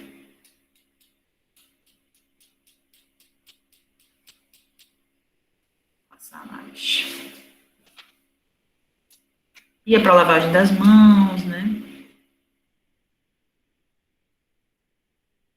Os pacientes em atendimento. Professora, em qual situação um paciente necessita que se faça uso de bomba de infusão dele? Quando é preciso controlar o volume a ser infundido, ou de medicação, ou volume para expansão circulatória. Então, se existe uma medicação que é bem perigosa, que não pode gotejar rapidamente, é preciso que essa medicação seja controlada por bomba de infusão. É fácil usar a bomba, vocês vão ver. Muito mais difícil é usar um celular. Tá certo. Sabia? Tudo bem. Muito mais difícil é esse celular que vocês têm aí na mão. E vocês dão conta, né? Deixa eu ver o que mais. Existe um setor necessário em grandes hospitais que é chamado de engenharia biomédica. Já ouviram falar? A engenharia biomédica é o setor que faz a manutenção desses equipamentos aí. Então, grandes hospitais têm setor de engenharia biomédica. É usando um aparelho e o outro na manutenção lá na engenharia. Poder dar andamento, né? Agora, no começo da pandemia, no passado, a gente viu o trabalho da engenharia biomédica tentando reabilitar velhos ventiladores, não eram velhos, né, porque estavam sem manutenção. Vocês lembram disso? Aí lá vai a Sim. fábrica da Jeep, outras fábricas, o Sesc, o Senai, trabalhando para organizar essas máquinas, né? Recursos materiais, está tudo lá na norma. Esse é um painel central, né, que agrega a imagem de vários monitores dentro da UTI, estão vendo? Então, tem vários pacientes aí, 8 pacientes ao todo, né, sendo monitorados num painel central.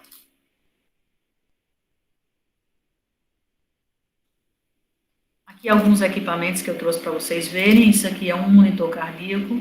Nós temos 2 monitores cardíacos lá de primeiríssima tecnologia, vocês vão ter a oportunidade de conhecer.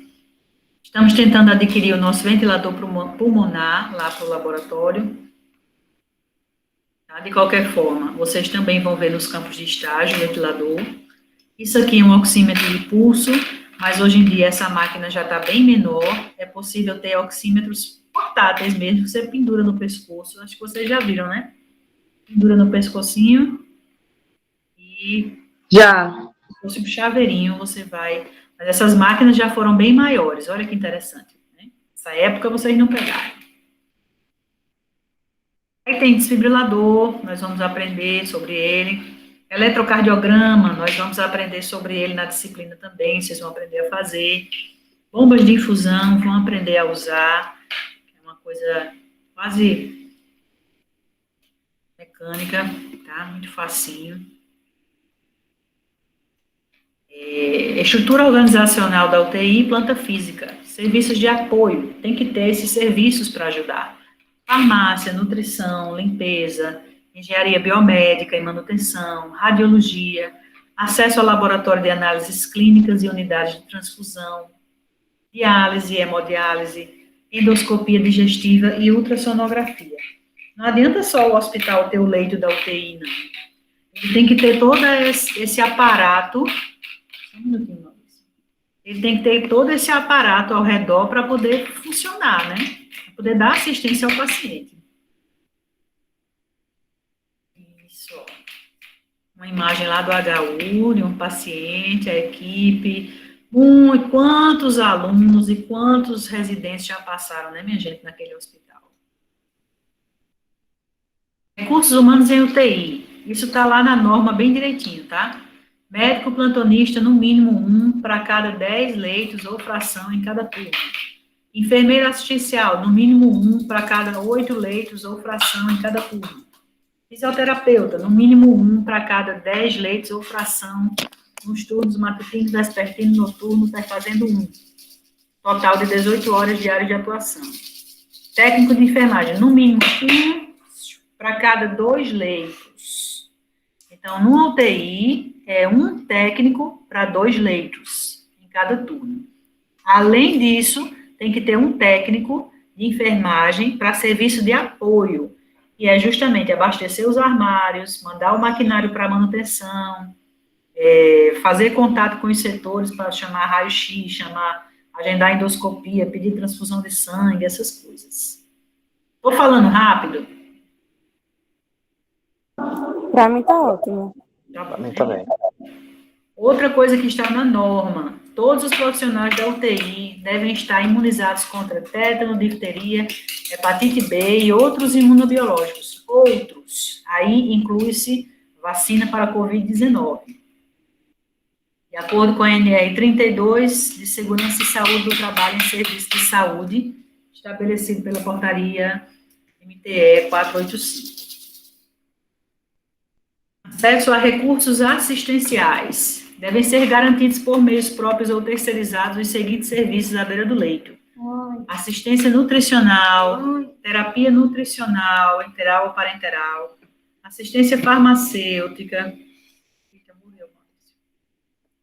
assistência fonoaudiológica, assistência psicológica, odontológica, social e de clínica vascular.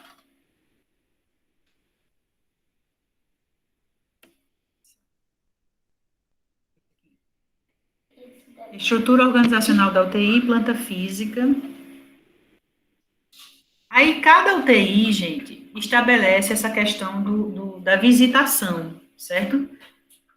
Em caso de bebês e pediátrica, é diferente, porque a mãe tem direito a estar ao lado da criança, a criança precisa da mãe, tá? Então, existe uma permissão maior. Mas, no caso das UTIs adultas, cada hospital faz suas regras em relação à visitação. Essas regras podem variar, inclusive de acordo com a época em que vivemos. Numa época dessa de Covid, por exemplo, essa visitação é muito mais restrita. Já era restrita. E agora é que está restrita mesmo. Tá? Mas aí vai do hospital. Mas os critérios que ele vai colocar para essa visitação. Mas os critérios da alta também vai da questão clínica, né, do paciente. Mais alguma pergunta?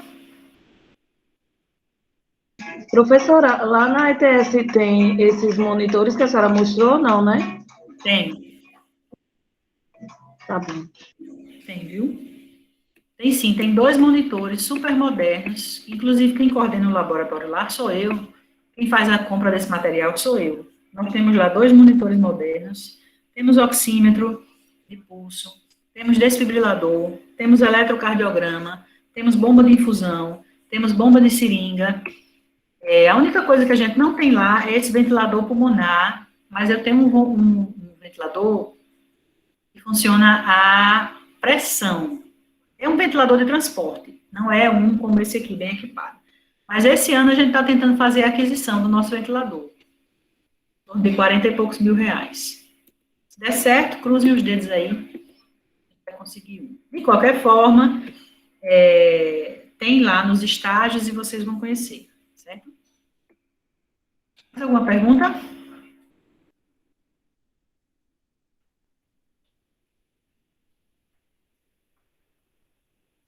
Eu não, professora. Deixa eu mostrar aqui para vocês agora a questão das UTIs móveis, certo? Para vocês conhecerem, ó, existe a UTI no hospital, né? Mas existe também a UTI móvel. A UTI móvel é uma UTI de transporte.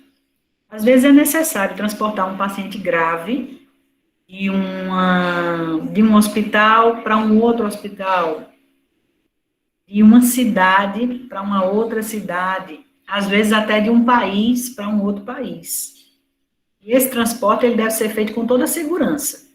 Então, é possível equipar um carro com equipamentos e recursos humanos que possam promover esse transporte. Daí vieram as UTIs móveis.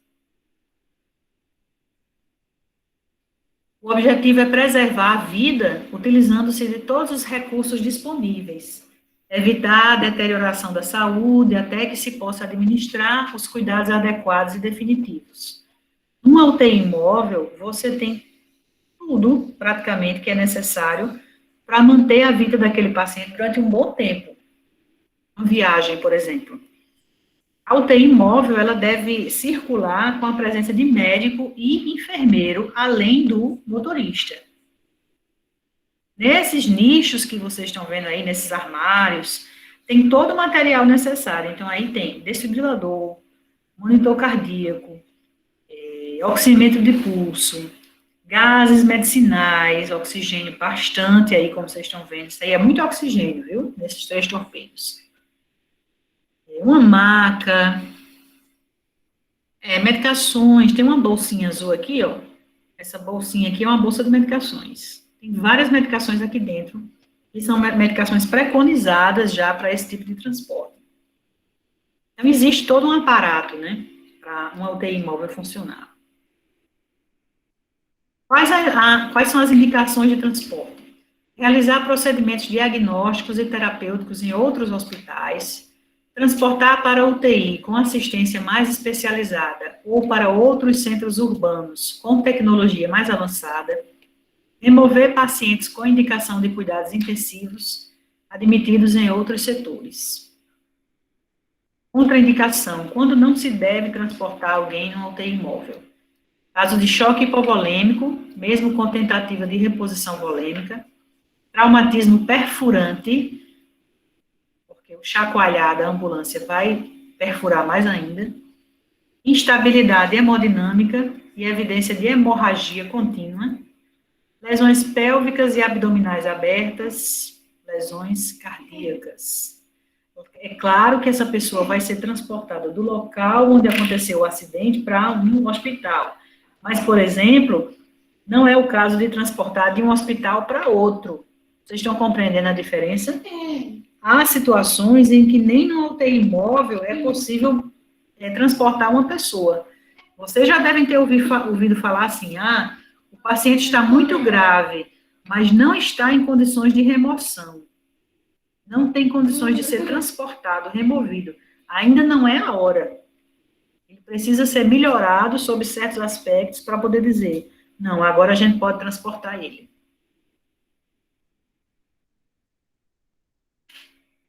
Veículos de estrada, que são as UTIs, né? Carros, as vans. É o tipo mais barato de transporte, largamente disponível, né? As desvantagens para esse tipo de transporte é que as estradas são deficientes, as viagens são ineficientes, sobrecarga de serviço, o acelerar e o desacelerar do carro podem influenciar, por exemplo, na pressão intracraniana, no rendimento cardíaco do paciente. Até a gente mesmo se sente mal, né, quando um carro acelera muito ou desacelera muito. Imagine a pessoa que está gravemente enferma, né? Aqui é uma foto de um ambiente, de uma UTI móvel, montada, mas sem os equipamentos. Observe que não há equipamentos ainda aqui, ainda falta colocar, né? Abastecer os armários, colocar o maquinário, não tá nada disso aí. É como se ela fosse novinha, pronta para a venda. Essa aqui já está equipada. Essa já tem ali a bolsa de medicações, o kit de intubação, que é esse vermelho aqui, oxímetro, monitor, bomba de seringa, vários equipamentos aqui.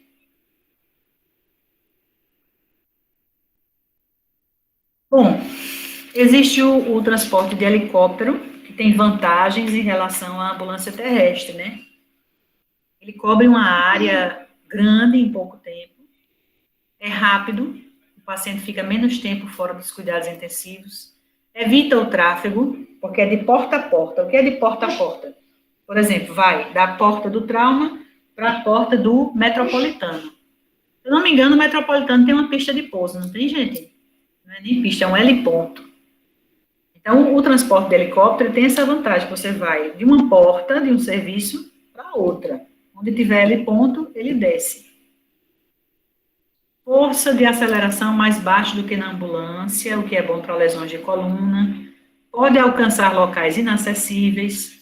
É útil em áreas rurais com poucos recursos hospitalares e voa a mais baixa altitude do que os aviões de asas fixas. Quais são as desvantagens do transporte por helicóptero? É pequeno, é apertado para se trabalhar dentro, é barulhento, a viagem pode ser dura, é caro, necessita de autorização da aeronáutica para voar, força de aceleração mais baixa do que a ambulância, por vezes restrito apenas a horas diurnas e é restrito a condições atmosféricas. Em nem toda situação climática ele pode voar. Mas veja bem, existe, por exemplo, em grandes cidades, o SAMU dispõe de helicóptero para transporte. Aqui em João Pessoa nós dispomos de um. Como é o nome dele, meu Deus? A Cauã. O nome da aeronave é a Cauã. Ou são um ou são dois. Na necessidade, esse helicóptero serve à polícia, serve ao bombeiro, serve para o transporte de paciente, ele serve para um bocado de coisa, a mesma aeronave. E aí vocês estão vendo os equipamentos que tem que ter, né? Cilindros de oxigênio, prancha de transporte, maca, a bolsinha de medicação, que não pode faltar. Estou vendo 2 bolsas aí. Monitor cardíaco. Nessa outra imagem, a gente vê como é pequeno dentro, né? E apertadinho. Então, é o piloto, um médico e mais um, além do paciente, no máximo.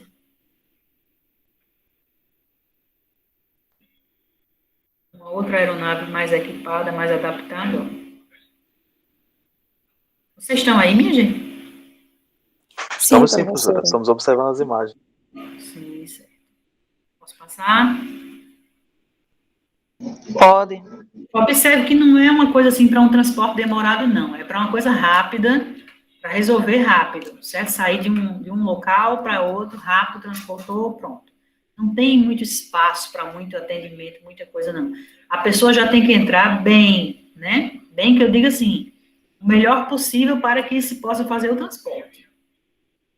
Professor, é tipo os políticos daqui quando vão para o Albert Einstein, né? Eu acho que os políticos daqui vão assim, ó. Vão nisso aqui. Sim, também acho. Tu acha que eles vão naquele? Eles vão é aqui, mulher. A gente paga. Olha, o transporte de UTI móvel pode ser feito em jatinhos também. A vantagem é que o jatinho tem privacidade, é um voo direto, de uma cidade a outra, de um país a outro, utiliza pequenos aeroportos, jatos comerciais, né? Baratos, muito espaço, primeiro a entrar a bordo, fornecimento de alimento e terapia ocupacional. Isso não é nada barato, viu? Não tem nada barato, é caríssimo. Cobrem longas distâncias, é bom para transferências internacionais. Quais são as desvantagens? O jato, ainda assim, é menor do que um carro, né? É caro, é limitado a certas horas, tá? É sujeito a atraso, o último a sair, utiliza aeroportos principais, restritos a horários. A desvantagem do jato em relação ao helicóptero é o seguinte, o helicóptero vai de porta a porta, de um hospital a um outro hospital. O jato tem que aterrissar no aeroporto. E aí, do aeroporto, o paciente vai pegar uma UTI terrestre para o hospital. Tem um segundo transporte aí no meio, vocês estão entendendo? Sim. É diferente do helicóptero que vai de porta a porta. Então, o jato, ele implica um carro para deixar no aeroporto, pega o jato, quando descer do jato, outro carro para ir deixar no hospital. É mais complexo. Mas na necessidade, se for necessário, vamos transferir de João Pessoa para o Albert Einstein em São Paulo, vai de jato. Político daqui, como é que vão? Os empresários daqui, tem muito empresário rico também aqui. Muitos empresários foram para São Paulo nessa pandemia. E foram assim, bacanamente bacanas. Olha aí que luxo. Totalmente adaptado, né?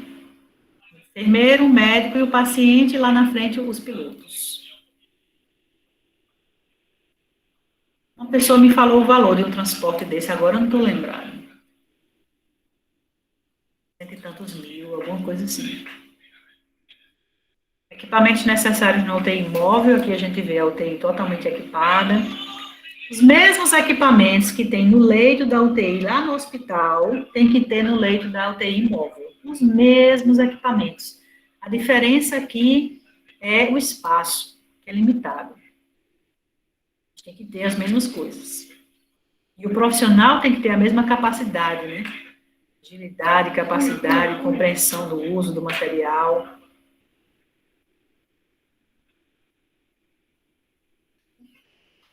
Aqui falando também que a gente só falou de adulto até agora, mas esse mesmo transporte pode ser feito com bebezinhos, né? Existem incubadoras de transporte.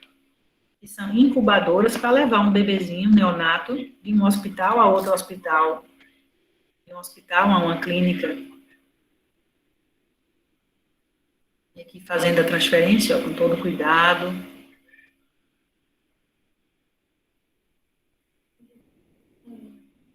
A cada uso é necessário fazer a limpeza da unidade. Tem uma rotina de limpeza, reposição de material, porque se gastou, vai ter que repor. A cada saída, a unidade tem que estar abastecida. Não pode deixar, eu vou deixar para repor essa ambulância no fim do dia. Olha que desastre. Aí você está no meio de uma situação e faltou material, porque você não abasteceu. Alguma pergunta, gente? Professora, tem uma pergunta no chat de Jéssica. Ela pergunta se a UTI móvel é o mesmo que uma ambulância avançada, ou ela é uma ambulância mais específica. É a unidade avançada. Dê uma olhadinha no chat para a senhora ver. Deixa eu ver. Professora, essa UTI móvel é o mesmo que uma ambulância avançada, ou ela é uma ambulância... Não, ela é a ambulância avançada. No SAMU é classificada como ambulância avançada, né? É essa mesmo. Viu? Bom, eu quero mostrar... Esse é o texto que vocês vão ler hoje à tarde ou agora no final da manhã. Vocês estão vendo? Sim, professora. Sim, sim. Esse é o texto. Leiam esse texto. Eu estava com a RDC aberta.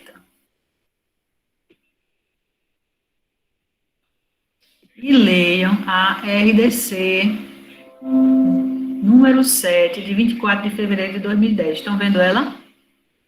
Sim, professora. Esses dois materiais estão lá no SIGA-A, certo? Bem como esses slides de PowerPoint que eu mostrei para vocês. Por favor, não repassem nossos PowerPoints, certo? Eles são nossas ferramentas de trabalho. Estão sendo gentilmente cedidos a vocês. Leiam os textos e respondam à atividade que está no SIGA-A. Isso vai contabilizar tanto a presença de vocês hoje na aula, como já começam a construir a notinha de vocês da primeira avaliação. Eu vou escrever o nosso contrato pedagógico, vou passar para as outras professoras e vou passar para vocês. Mais alguma pergunta? Não. Não. Então, por hoje é só. Foi um prazer, tá? Até nosso próximo encontro. Essa semana, acho que ainda tem aula. Deixa eu ver quando é a próxima aula. Dia 30, depois de amanhã, certo? Então, gente, um abraço, tudo de bom. Vou encerrar a gravação. Assim que o vídeo ficar pronto, eu mando para o SIGA-A, certo? Beijos a todos e tudo de bom. Tudo bem, professora. Bom dia para vocês. Vocês também. Até sexta. Tchau, tchau. Até sexta.